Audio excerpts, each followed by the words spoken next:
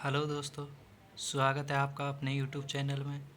आज हम आपको राष्ट्रपति से संबंधित क्वेश्चन बताने वाले हैं। वे क्वेश्चन जो बार बार एग्ज़ाम में रिपीट होते हैं और एग्ज़ाम की दृष्टि से भी इम्पोर्टेंट है। तो दोस्तों, वीडियो शुरू करने से पहले मेरे चैनल को ज़रूर सब्सक्राइब कर लें, साथ में ही बेल आइकन को भी दबा लें, जिससे इस चैनल से संबंधित जानकारी आपको सबसे पहले मिल सके। चलो वीडियो शुरू करते हैं। क्वेश्चन पहला है, अनुच्छेद 52 के तहत भारत में एक राष्ट्रपति का पद होगा। ये राष्ट्रपति पद किस देश के संविधान से लिया गया है? जी दोस्तों, आपको याद होगा कि भारत में एक राष्ट्रपति का पद होगा। ये अनुच्छेद 52 में लिखा हुआ है और ये लिया गया है अमेरिका से। तो इसका सही आंसर होगा अमेरिका से। दोस्तों, कनाडा से हमारे संघ की विधि, हमारे संघ का ढांचा लिया गया था और आयरलैंड से नीति निर्देशक तत्व लिए गए थे। प्रस्तावना की भाषा ऑस्ट्रेलिया से ली गई थी। दोस्तों, प्रस्तावना अमेरिका से ली गई थी, लेकिन प्रस्तावना की भाषा ऑस्ट्रेलिया से ली गई थी। चलो दूसरा क्वेश्चन है, निम्न में से राष्ट्रपति कौन से विधेयक को पुनर्विचार के लिए वापस नहीं लौटा सकता? दोस्तों, विधेयक कौन सा पुनर्विचार के लिए वापस नहीं लौटा सकता? साधारण विधेयक, संविधान संशोधन विधेयक, धन विधेयक। तो इसका आंसर होगा दोस्तों संविधान संशोधन विधेयक और धन विधेयक, यानी कि दोनों को वो वापस नहीं लौटा सकता है। तो नेक्स्ट क्वेश्चन है, निम्न में से सत्य कथन है। दोस्तों, आपको सत्य कथन छांटना है, कौन सा कथन सही है। तो राष्ट्रपति को शासन को कोर्ट में चुनौती दी जा सकती है। यस दोस्तों, दी जा सकती है। राष्ट्रीय आपातकाल भारत या उसके किसी एक भाग में लगाया जा सकता है। ये भी सही है दोस्तों। दिल्ली में राष्ट्रपति शासन अनुच्छेद 239 AB के तहत लगाया जा सकता है। तो ये भी सही है दोस्तों। तो इसमें इसका आंसर है सभी कथन सत्य है।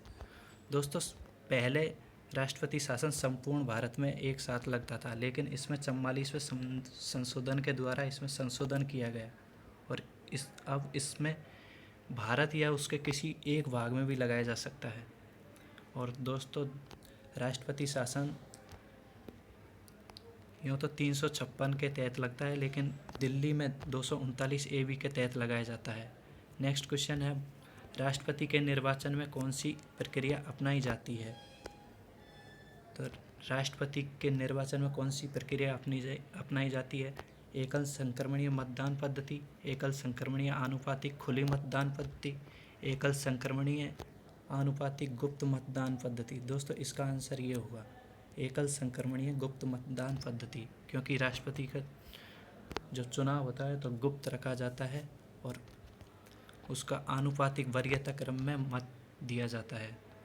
तो नेक्स्ट क्वेश्चन है, निर्वाचन आयोग की सदस्य संख्या निर्धारित करने का अधिकार किसके पास है? जी दोस्तों, बहुत ही अच्छा क्वेश्चन है। तो ये इसका आंसर होगा राष्ट्रपति। जी दोस्तों, राष्ट्रपति ही निर्वाचन आयोग की सदस्य संख्या निर्धारित करता है। दोस्तों, नेक्स्ट क्वेश्चन की ओर चलते हैं। सुप्रीम कोर्ट के न्यायाधीश किस प्रकार हटाए जाते हैं? जी दोस्तों, ये क्वेश्चन बहुत बार आ चुका है एग्ज़ाम में, तो आपको इसका आंसर बताते हैं। राष्ट्रपति द्वारा मुख्य न्यायाधीश की सलाह पर? जी दोस्तों, नहीं। राष्ट्रपति द्वारा संसद की सलाह पर? राष्ट्रपति सीधा ही हटा देता है या संसद? इसका आंसर होगा राष्ट्रपति द्वारा संसद की सलाह पर। दोस्तों, मंत्रिपरिषद हमारी ये लिख के देती है कि इस हाई कोर्ट के जज को या सुप्रीम कोर्ट के जज को हटाना है, तो वो राष्ट्रपति संसद की सलाह पर हटाता है। नेक्स्ट क्वेश्चन की तरफ बढ़ते हैं। राष्ट्रपति अध्यादेश भारतीय संविधान के किस अनुच्छेद के तहत जारी करता है? बहुत ही अच्छा क्वेश्चन है दोस्तों, 12th और 10th लेवल की एग्ज़ाम में पूछा जाता है। राष्ट्रपति अध्यादेश भारतीय संविधान के किस अनुच्छेद के तहत जारी करता है? तो आपको पता होगा अनुच्छेद 123 में ये दिया गया है। तो इसका आंसर होगा ऑप्शन ए, अनुच्छेद 123। दोस्तों, आपको याद होगा अनुच्छेद 72 में समाधान की शक्ति है और अनुच्छेद 53 में राष्ट्रपति की कार्य शक्ति है, यानी राष्ट्रपति के पास कौन कौन सी शक्तियाँ हैं। कुल 4 प्रकार की शक्तियाँ होती है। और अनुच्छेद 143 में आपको पता होगा ये सुप्रीम कोर्ट के मुख्य न्यायाधीश से परामर्श ले सकता है। नेक्स्ट क्वेश्चन है, राष्ट्रपति चुनाव संबंधी विवाद का निपटारा कौन करता है? जब राष्ट्रपति चुनाव में कोई विवाद हो जाए तो उसका निपटारा कौन करता है? तो इसे केवल सुप्रीम कोर्ट को ही एक अधिकार प्राप्त है दोस्तों। नेक्स्ट क्वेश्चन की तरफ बढ़ते हैं। भारतीय सेना का सर्वोच्च कमांडर कौन होता है? इसमें आपको बताना है कि भारतीय सेना का जो सर्वोच्च कमांडर है, वो अध्यक्ष है, वो कौन होता है? Chief of defence. दोस्तों इस पद का गठन अभी किया गया था दिसंबर 2019 में, लेकिन ये सेना का सर्वोच्च कमांडर नहीं होता है। इसका आंसर है राष्ट्रपति। राष्ट्रपति ही तीनों सेनाओं का अध्यक्ष होता है, ये सर्वोच्च कमांडर यही होता है। नेक्स्ट क्वेश्चन है, संसद में कोई भी मंत्री इस्तीफा किसे संबोधित करते हुए देता है? लोकसभा अध्यक्ष को, प्रधानमंत्री को, राष्ट्रपति को, मंत्रिपरिषद को। तो जब संसद में कोई भी मंत्री अपना पद से इस्तीफा देता है तो वो राष्ट्रपति को संबोधित करते हुए अपने पद से इस्तीफा देता है, तो इसका आंसर है राष्ट्रपति। अगला क्वेश्चन है नेक्स्ट 11वां क्वेश्चन, वह कौन से सदस्य है? दोस्तों बहुत ही इम्पोर्टेंट क्वेश्चन है। वे कौन से सदस्य है जो राष्ट्रपति चुनाव में भाग नहीं लेते हैं किंतु राष्ट्रपति महाभियोग में भाग लेते हैं? जी दोस्तों, विधान परिषद के सदस्य, दिल्ली व पुडुचेरी के सदस्य, संसद के मनोनीत सदस्य या राज्यों की विधानसभा के सदस्य।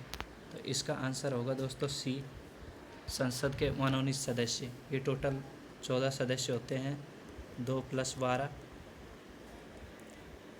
14 सदस्य होते हैं दोस्तों। इन्हें राष्ट्रपति मनोनीत करता है। ये लोकसभा में होते हैं, लोअर हाउस में, और ये अपर हाउस में होते हैं दोस्तों, राज्यसभा यानी। दोस्तों इसमें राष्ट्रपति चुनाव में ये भाग नहीं लेते किंतु महाभियोग में भाग लेते हैं। क्यों? क्योंकि इन्हें राष्ट्रपति ही नियुक्त करता है। अब वो राष्ट्रपति को हटाने के विरोध में वोट नहीं डाल सकते, इसलिए वो राष्ट्रपति महाभियोग में भाग नहीं लेते हैं। नेक्स्ट क्वेश्चन 12वां, इसके ठीक विपरीत है, वे कौन से सदस्य है जो राष्ट्रपति के निर्वाचन में भाग लेते हैं किंतु महाभियोग में भाग नहीं ले सकते? दोस्तों इसका सही आंसर है